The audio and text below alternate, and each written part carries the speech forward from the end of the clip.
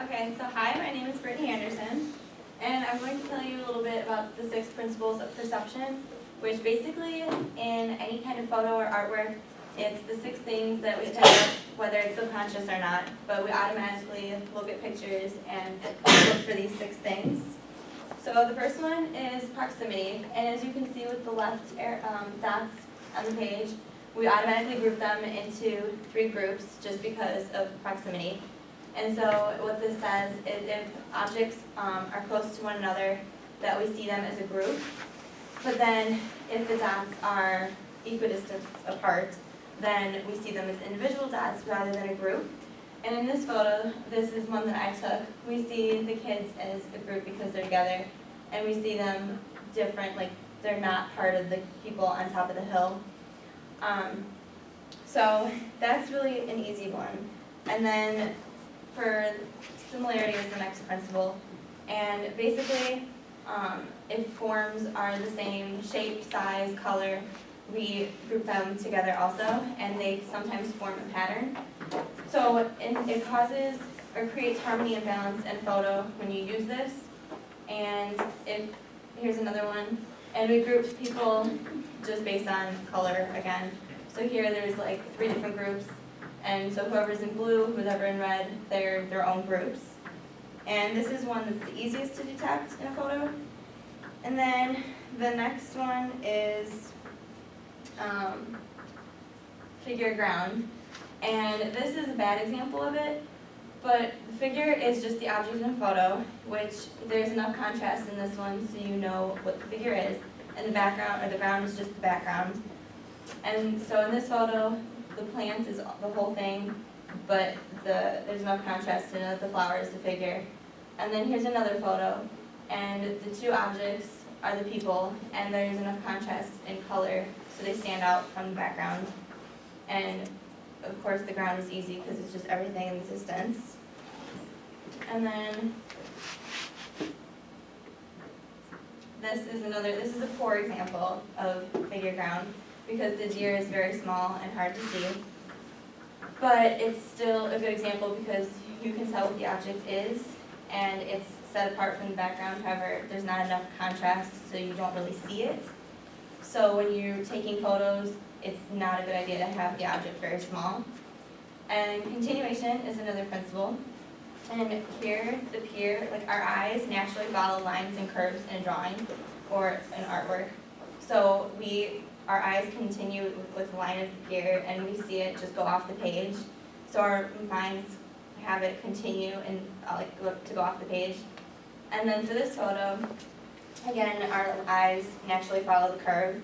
And so it leads us from one object to the next, which is the H and then the leaf. So following our eyes around the photo, it gives it more a visual, it's appealing to the eye. And then closure is the next principle. And when we see geometric forms or any kinds of shapes in a photo, if there's a piece that's missing, we automatically put it together in our heads, unless there's not enough of the image to see. So for these, only parts of it are missing, and we know it's a circle and a triangle and a rectangle. And like the panda, only the top part is missing, so we automatically know that's a panda. And the A to the O and the O to D for the lines are 2 separate lines, but because they're together, we see it as one whole line, and we just put them together in our minds. And then for the law of common fate, this is also like moving or direction in a photo, and our eyes follow the line of direction or the path that people are taking. So here our eyes guide us off the page, and we don't know where their destination is, but our eye follows the path of movement and where they're going. And this is a poor example because normally you're supposed to have at least 2 objects moving in the same direction for movement in a photo. But I thought it was kind of a good example because you know that he's moving and you follow his line of direction to the left of the page. And especially since he's in moving motion, you know that it's going left. And then this photo I took, and the geese are all moving toward the same direction, but it also creates visual tension because you don't know their destination. So you follow their path, but you don't know where they're going to end up. And then, so that's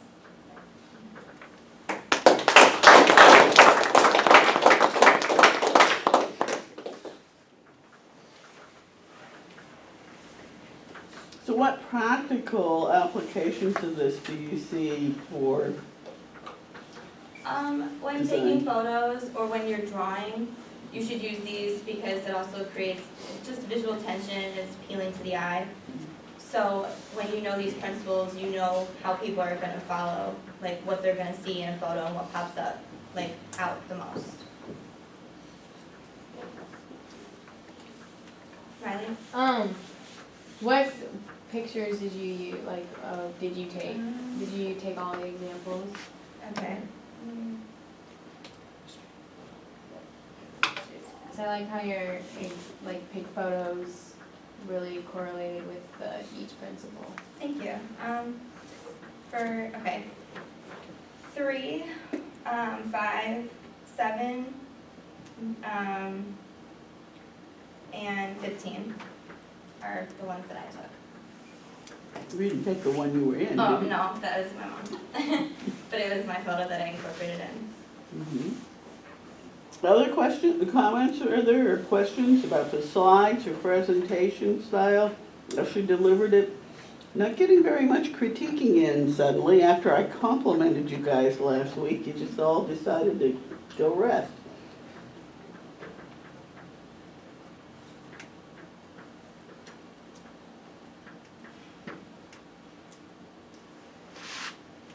Yeah.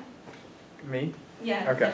Yeah, I think you're right about number 14. While it doesn't explicitly have two or more moving objects, what the viewer recognizes is that the camera is also moving, because you can't get a shot like that without moving the camera. Mm-hmm. But I think 14 is a really good example of what you were saying. Mm-hmm.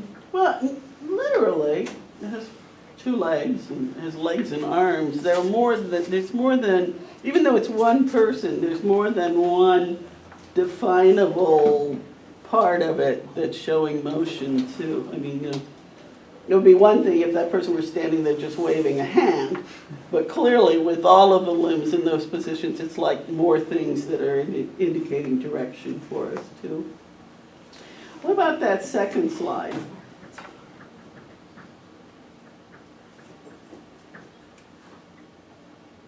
Folks, can you make it, just put it in slideshow, highlight that one and then put it in slideshow so we can see it clearly again. Are you talking as far as the image? Mm-hmm. Oh. Like? I'd recommend either expanding it or, I wouldn't say photoshopping it, but a way to make it all white.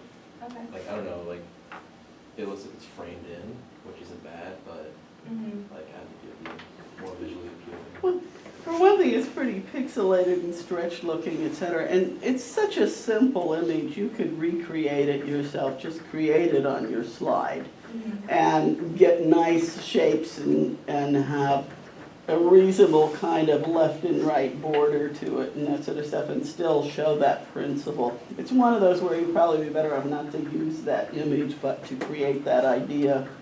It wouldn't even take all that long to just redo that. Riley? With that same image, it could be the pixels, but I think it's kind of distracting just because the 3 different groups. I know you're trying to show the contrast and together and separate, but I think you could do it with 2 groups instead of having the third. Okay. So. Logan?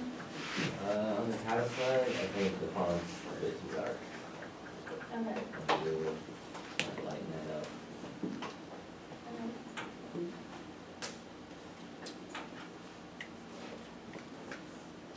And I guess the one thing that's sort of startling is when you get to all that, you get a lot of color for 3 slides and then you kind of go back. And I guess it's better that the 3 slides come together, first with the caps and then with the other, we see a lot of blue, etc. And the blues at least pick up later on, etc. But in a way, I think it might be better if rather than having the kind of textbook diagrams, if you consistently could, create those, just take a couple of quick pictures or draw your own diagrams so that you could get more of a sense of not fading off into the black and white world and coming back here. Okay. But that's a relatively minor criticism, just to show how overall I think it could improve a little bit there. There was something else that I wanted to say, oh, I know. I hope all of you recognize that section in the book, in presentations and design, about how important it is to think of these principles in terms of all slide making.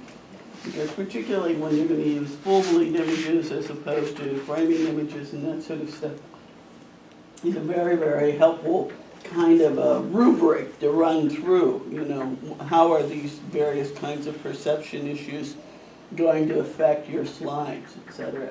Other questions and comments? Okay, thank you.